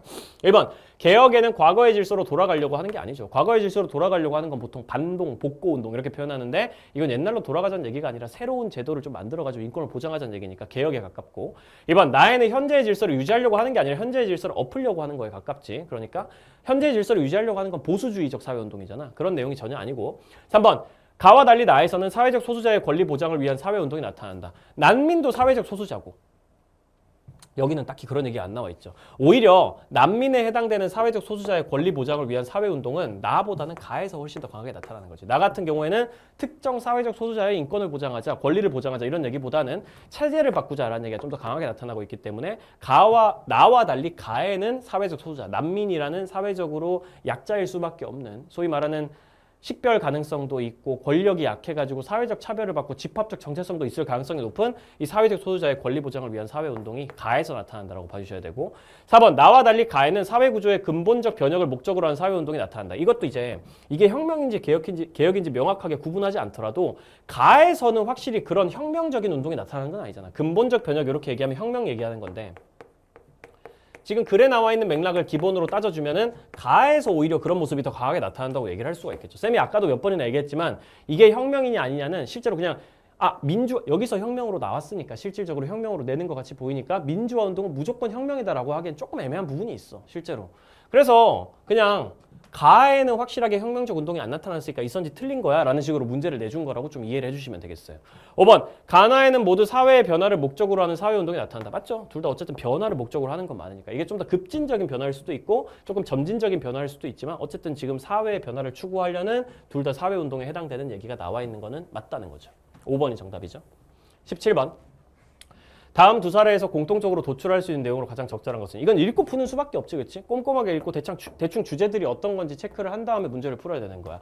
각국에서는 과거의 지배층으로부터 배척당했던 각국 내 A 집단의 정치 사상이 시민혁명 이후 각국의 지배적인 통치 원리로 자리 잡았다. 과거에는 지배층으로부터 배척당했어. 각국에서 A 집단만 가지고 있던 정치 사상이었어. 하위 문화죠? 그게 시민혁명 이후에 각국의 지배적인 통치 원리로 자리 잡았어. 주류 문화가 됐죠? 하위 문화였다가 주류 문화가 된 사례. 이렇게 바로 읽어내야 되는 거야. 외국에서는 미풍양속을 저해한다는 이유로 한때 단속 대상이었던 젊은 세대만 입던 복장이 하위 문화였죠? 오늘날 모든 세대가 함께 즐겨있는 옷차림이 됐어요. 이것도 마찬가지로 하위 문화가 주류 문화가 된 사례. 이렇게 생각하고 아래로 내려가면 되겠습니다. 하위 문화는 사회 변화에 따라 주류 문화가 되기도 한다. 바로 정답. 둘 다 그 얘기를 하고 있죠. 주류 문화의 영향으로 인해 하위 문화가 사라진다 이런 얘기가 아니지. 하위 문화가 오히려 대다수의 사람들이 즐기는 주류 문화가 된 사례니까. 물질 문화의 변동은 새로운 하위 문화가 나타나는데 기여한다.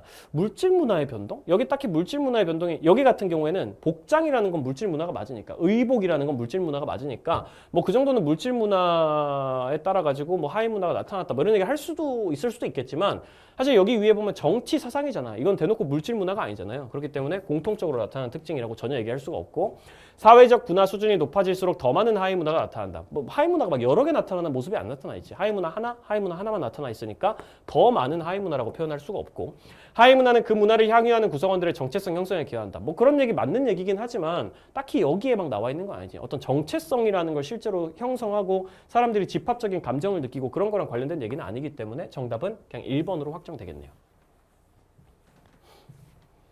18번 교사, 사회에는 다양한 사회 불평등이 존재합니다. 해결 방안을 발표해 보세요. 인종이 다르다는 이유로 차별받는 사람들, 최소한의 생활 수준 유지가 어려운 상태에 있는 사람들 뭐 이런 것들을 막 섞어놔서 자세히 보면은 왜냐면 인종이 다르다는 이유로 차별받는 사람은 사회적 소수자에 해당되는 사람들일 거고 최소한의 생활 유지가 어려운 사람들은 절대 빈곤이잖아. 여러 내용을 섞어놨다고 생각하고 그냥 꼼꼼하게 읽으면서 가면 돼요.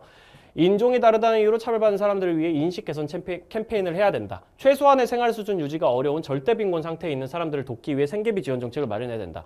고위직 공무원 임명 시에 특정 성별이 오랫동안 배제되어 왔다. 그러니까 여성 뭐 이런 성별이 사회적 소수자가 될 수 있다는 얘기를 하고 있는 거고 차별을 해소하기 위해서 해당 성별을 일정 비율 이상 임면하도록 하는 법을 마련해야 된다. 요거는 우리가 소위 말하는 적극적 우대 조치를 얘기하는 거지. 사회적 소수자들이 오랜 기간 동안 소위 말하는 기울어진 운동장에서 차별을 받아왔으니까 이 사람들한테 특혜를 줘서라도 실질적인 평등을 맞춰줘야 된다라는 얘기를 하고 있는 거고 기억, 갑은 귀속적 요인으로 인한 차별의 해결 방안을 발표하였다. 인종이란 건 귀속적 요인이 맞잖아. 그치? 태어날 때부터 결정되는 거니까. 그러니까 귀속적 요인으로 인한 차별에 대해서 해결을 하기 위해서 인식 개선 캠페인이라는 해결책을 제시하고 있기 때문에 맞는 얘기고 는 을은 절대적 빈곤의 해결 방안을 발표하였다. 최소한의 생활 수준 유지가 어렵다. 이게 절대 빈곤이야. 절대 빈곤. 다른 사람이랑 상대적으로 비교했을 때 일반적인 생활 수준에 미달한다라고 얘기하면 상대적 빈곤이고 최소한의 생활 수준 유지. 다른 말로 얘기하면 기본적 필요가 충족되지 않은 상태. 다른 말로 얘기하면 의식주의 충족이 어려운 상태. 이런 걸 절대 빈곤이라고 하기 때문에 절대 빈곤의 해결 방안을 위해서 생계비 지원 정책을 마련해야 된다라고 얘기했으니까 니은까지도 맞고요. 디귿, 병은 역차별의 해결 방안을 발표한 게 아니라 그냥 사회적 소수자에 대한 차별의 해결 방안을 발표한 거죠. 역차별은 뭐야? 이 적극적 우대 조치를 하다 보니까 주류 집단에 대해 가지고 오히려 좀 과한 차별이 가해지는 게 아닌가라고 얘기를 해서 주류 집단이 야 차별 해결하려다가 우리가 오히려 역차별 받고 있어 이런 식으로 얘기한 상황이 역차별인데 이건 그런 얘기가 아니죠. 특정 성별이 보통 여성이 오랫동안 배제되어 왔기 때문에 여성에 대한 차별을 해결하기 위해서 적극적 우대 조치를 하자는 거지. 이건 역차별 얘기가 아니기 때문에 X. 그러면 정답은 3번 기억 니은에 해당되는 얘기가 되겠어요. 19번 다음 자료에 대한 옳은 설명만 보기 위해서 고른 것은 문화동화, 문화병전, 문화융합 고르면 되죠. 문화접변의 결과 A씨의 사례를 발표해보라고 했더니 갑을 병이 각자 얘기하고 있는데 잘 봐. 3명 중에 2명만 옳게 발표했다 그랬어. 그럼 1명은 틀렸다는 거죠. 그렇죠? 그거 감안하시고 A의 사례로 외국으로부터 들어온 단발의 유행으로 땡땡국에서 전통 헤어스타일이 사라졌어. 외국으로부터 어떤 헤어스타일이 전파가 돼가지고 전통 헤어스타일이 없어졌어. 굴러온 돌이 박힌 돌을 뺐어. 그러면 이제 동화를 얘기하고 있는 거죠. 확실한 거는 갑이 A를 동화라고 생각하고 있습니다. 을 B의 사례로 전쟁 시에 나무로 만든 배를 운용하던 세모세모국에서 철갑을 두른 배가 개발되어 목선과 철갑선이 함께 운용되었다라고 얘기하면 이거 병존인가요? 라고 생각하면 큰일 나요. 쌤이 매번 얘기하지만 문화융합이든 문화병존이든 문화동화든 기본적으로 전부 다 전파에 의해서 일어나는 현상이어야 됩니다. 외부로부터 어떤 문화가 넘어오거나 외부에서 적어도 영향을 받아가지고 자극전파가 이루어지거나 어쨌든 직접 전파든 간접 전파든 자극 전파든 어떤 상황이 나타나가지고 새로운 문화가 우리 사회에 나타나야 혹은 들어와야지 그걸 통해가지고 문화융합이나 동화나 병존이 일어날 수 있는 건 말이야. 왜냐면 이건 문화 접변이니까. 문화 접변은 기본적으로 전파에 의해서 일어나는 현상이니까. 전파가 없으면 접변이라고 부를 수 없거든요. 동화도 아니고 융합도 아니고 병존도 아닙니다. 근데 여기 봐봐.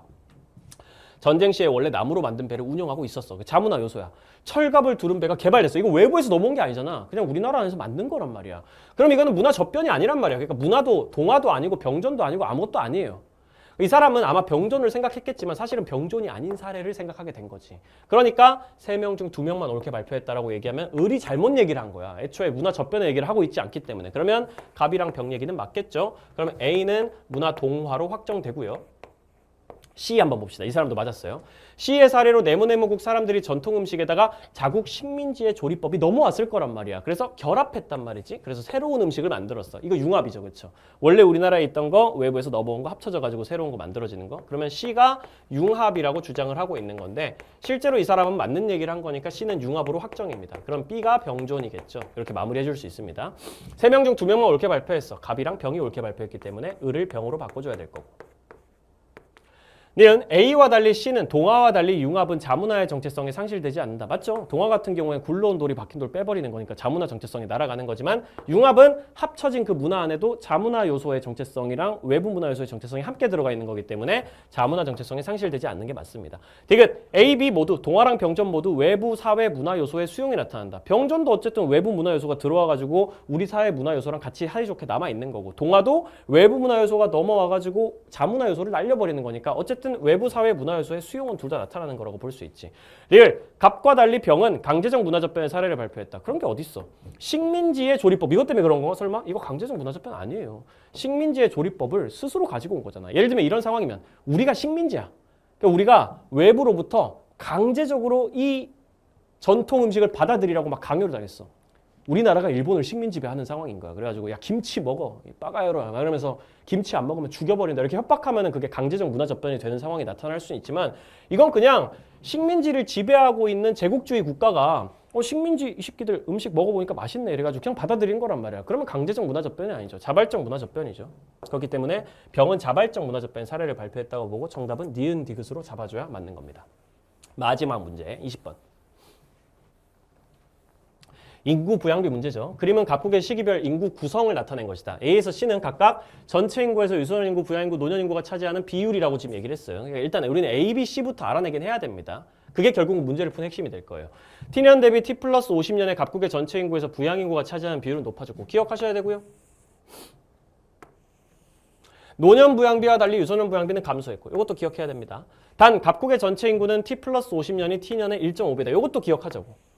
그러고 나면은 아래쪽에 그냥 표가 나와 있어. 힌트라고 하기엔 그렇게 대단한 힌트가 없네. 유분호총을 정확하게 알아낼 수 있는 그런 건 없어. 그냥 A, B, C 비율만 정확하게 나와 있죠. 그러니까 우리는 지금부터 요거를 체크해 봐야 되겠습니다. T년이 있고 T 플러스 50년이 있어요. 이 나라에서. 그리고 아직 유분호총 모르잖아. 그러니까 일단 A, B, C로 적자고. A, B, C로 정리해가지고 깔끔하게 정리해놓고 가자고. 이게 지금 A, B, C가 아까 유부노의 비율을 얘기하는 거니까 전체 퍼센트는 당연히 100%라고 가정하고 출발해야 되고요. 그게 지금 퍼센트로 지금 나와 있어. A, B, C가 T년에는 10, 40, 50이야. 10, 40, 50이야. 그리고 T 플러스 50년에는 20, 50, 30이야. 이렇게 해가지고 다 합쳐서 100% 나오고 100% 나오고 이렇게 지금 나와 있는 상황이죠. 그럼 여기서 이제 우리가 A, B, C를 알아내야 된단 말이에요. 이게 정확히 유부, 노 중에 뭔지. T년 대비 T 플러스 50년에 각국의 전체 인구에서 부양 인구가 차지하는 비율이 높아졌다고 얘기했습니다. 요거 가지고 일단 확실하게 알 수 있는 거 뭐야? T년에서 T 플러스 50년 갈 때 비율이 감소한 건 절대 부양 인구가 될 수가 없어. 이걸 알아낼 수 있잖아. 그럼 여기서 여기로 그냥 감소한 거 찾아봐. 50에서 30 됐네? 이거 부양 인구가 될 수가 없네요. 이건 절대로. 이건 절대로 부양인구가 될 수가 없어. 전체 인구 중에 부양인구가 차지하는 비율이 높아졌다고 돼 있으니까 B가 높아졌고 A가 높아졌으니까 A, B 중에 하나가 부양인구야. C는 절대 부양인구가 될 수 없다. 라는 가정을 먼저 깔고 들어가셔야 되고 노년 부양비와 달리 유소년 부양비는 감소했다고 돼 있어요. 이제부터 여러 가지 경우의 수를 생각해가지고 이제 문제를 한번 풀어봐야 된단 말이야. 체크를 한번 해보자고. 노년 부양비, 유소년 부양비 지금 이런 거 얘기하고 있는데 봐봐 일단 A랑 B 중에 하나가 부양인구일 거란 말이야. 이제 가정을 한번 해보면서 가는 거야. A랑 B 중에 부양인구가 있을 것이다. 얘가 부양인구라고 가정을 하나씩 해보는 거야. 자, A가 부양인구라고 한번 가정을 해보자. 그러면은 크게 두 가지 경우의 수가 있을 거예요. 유, 노든지 아니면 노, 유든지 이 두 가지 경우의 수가 있을 거예요. 그렇죠? 얘가 부양인구라고 가정하고 지금 이 상황이 이 힌트가 성립하는 상황이 만들어지는지를 한번 보자고. 노년 부양비와 달리 유소년 부양비는 감소했다고 돼 있으니까 유소년 부양비가 실제로 감소하는지 한번 체크해 보겠습니다. 자, 첫 번째 케이스 부, 유, 노 이렇게 가는 케이스로 한번 생각을 해보세요. 이건 상상을 하면서 바로 가는 거야. 이 정도 계산은 암산으로 해야지. 부, 유, 노일 경우에 유소년 부양비가 감소하는 거 맞는지 체크해 보자고. 10분의 40에서 20분의 50이 됐어. 이거 감소한 거 맞나? 감소한 거 맞죠? 실제로 감소한 거 맞습니다. 10분의 40이면 4고요. 20분의 50이면 2.5밖에 안 되잖아. 그러니까 감소했어. 오케이, 첫 번째는 얘기 나왔어. 그럼 노년 부양비는 달리라고 돼 있으니까 노년 부양비는 감소하지 않았어야 돼. 부양인구분의 노인인구. 이게 노년 부양비니까 10분의 50에서 20분의 30으로 가면 뭐야? 이것도 감소했는데? 그럼 지금 가정이 만족하지 않는 거죠. 그러니까 요 가정은 성립되지 않습니다. 이렇게 잡아주셔야 되고 요게 부양인구일 때 노유라고 생각하고 다시 한번 해보자고. 그러면 부양인구분의 유소원인구 10분의 50에서 20분의 30. 근데 바꿔도 똑같잖아 어차피. 바꿔도 10분의 50에서 20분의 30 돼서 유소년 부양비가 감소했고 노년 부양비라고 해도 10분의 40에서 20분의 50이 됐으니까 또 감소한단 말이야. 그럼 이것도 안 되네? 그럼 뭐가 탈락인 거예요? 아, A가 부양인구라고 잡으면 안 되는구나. B가 부양인구라고 잡는 게 맞겠구나라는 거는 확정적이죠. A는 절대 부양인구가 될 수가 없어. 방금 전에 가정을 해보면은 그 C도 부양인구가 아니니까 오케이. B가 부양인구로 확정. 이렇게 딱 잡아줄 수가 있고 두 번째, B가 부양인구라면 A가 유소년 인구일까 C가 유소년 인구일까라는 가정이 남습니다. 얘가 유노일 수 있고 얘가 노유일 수 있고 이런 상황이죠. 이 첫 번째 가정으로 한번 이번에 가보자고. 유소년 부양비가 감소했는지 확인해보자. 부양인구분의 유소년 인구 40분의 10에서 50분의 20으로 가면 뭐야? 증가하잖아. 40분의 10은 50분의 20보다 작잖아요. 이거 분모 통일해가지고 보면 얘는 200분의 50이 될 거고 얘는 200분의 80이 될 거라서 증가한 게 돼버리잖아. 아, 유소년 부양비가 감소하지 않으니까 요 가정 탈락. 그러면 끝났죠. 아, 오케이. 이렇게 돼야지. 이렇게 돼야 하는 게 맞는 거야. 그러면 봐봐. 감소한지 보자. 부양인구분의 유소년 인구 40분의 50에서 50분의 30이 되면 감소한 게 맞죠. 그렇죠? 여기는 1 넘었다가 여기는 1 못 넘게 됐으니까 부양인구분의 노년인구, 노년부양비는 감소하면 안 되잖아. 40분의 10에서 50분의 20 되면은 증가한 게 맞잖아. 그러니까 아, 오케이. 요렇게 가정을 잡아야지만 요 힌트가 맞아떨어지는 거구나. 결국 이 힌트가 제일 중요했던 거지. 그렇게 생각하면은 노부유 순서대로 나오기 때문에 이제 마무리만 해주면 되죠. 갑국의 전체 인구는 t 플러스 50년이 t년의 1.5배이다. t 플러스 50년이 t년의 1.5배니까 여기를 그냥 100명으로 잡고 이게 150명으로 잡아줍니다. 그럼 원래 100에서 50% 증가했으니까 나머지도 50%. 절반씩 증가시켜줘야죠. 30, 75, 45 이렇게 나오기 때문에 이렇게 해주면 이제 연결이 된 거죠. 연결이 된 거예요. 그럼 이제 연결된 거 가지고 문제 풀면 되는 거지. t년의 노년인구는 부양인구의 4배이다. t년의 노년인구는 부양인구의 4배가 아니라 부양인구가 노년인구의 4배지. 4분의 1배이다라고 바꿔주거나 아니면 노년인구 부양인구 위치 바꿔주거나. 2번 t년의 유소년 부양비는 t 플러스 50년의 총부양비보다 크다. t년의 유소년 부양비 40분의 50은 t 플러스 50년의 총부양비 50분의 50보다 크다. 맞지? 왜냐면 40분의 50이 이게 1.25에 해당되는데 이거보다 이게 t 플러스 50년의 총부양비는 50분의 50보다 1이잖아요. 1보다 크다라고 얘기하는 거니까 2번 바로 정답 돼버립니다. 3번 t 플러스 50년의 부양인구는 t년의 유소년 인구와 동일하다. t 플러스 50년의 부양인구는 t년의 유소년 인구와 동일하지가 않죠. 75. 여기 보면은 동일해 보일 수도 있지만 연결된 숫자로 봐야 되기 때문에 동일하지가 않다. 4번 t년에 비해 t 플러스 50년의 노령화 지수는 감소하였다. 노령화 지수는 유소년 인구분의 노인 인구죠. 50분의 10에서 30분의 20으로. 그러면 증가했잖아. 감소한 게 아니라. 여기는 5분의 1밖에 안 되는데 여긴 절반을 넘어가니까 그지? 5번 t년에 비해 t 플러스 50년의 유소년 인구와 노년 인구는 모두 증가하였다. t년에 비해 t 플러스 50년으로 갈 때 유소년 인구 증가했나? 유소년 인구 50명에서 45명으로 감소했는데 바로 탈락. 노년 인구는 증가하긴 했네. 유소년 인구가 감소했기 때문에 유소년 인구가 증가한 게 아니라서 탈락시켜주면은 정답 2번으로 마무리할 수가 있죠. 쌤이 푸는 이 템포를 보면 알겠지만 별로 어려운 문제들이 없었어요. 사실 이 문제가 그나마 제일 어려웠다고 얘기를 할 수 있는데 이 힌트를 잘 보고 여러 가지 가정을 해보면은 A, B, C도 금방 구할 수 있지 않았을까 싶고 이 문제 정도의 난이도를 잘 푸셨다고 해서 방심하시지 않기 바랍니다. 그게 제일 중요한 거거든요.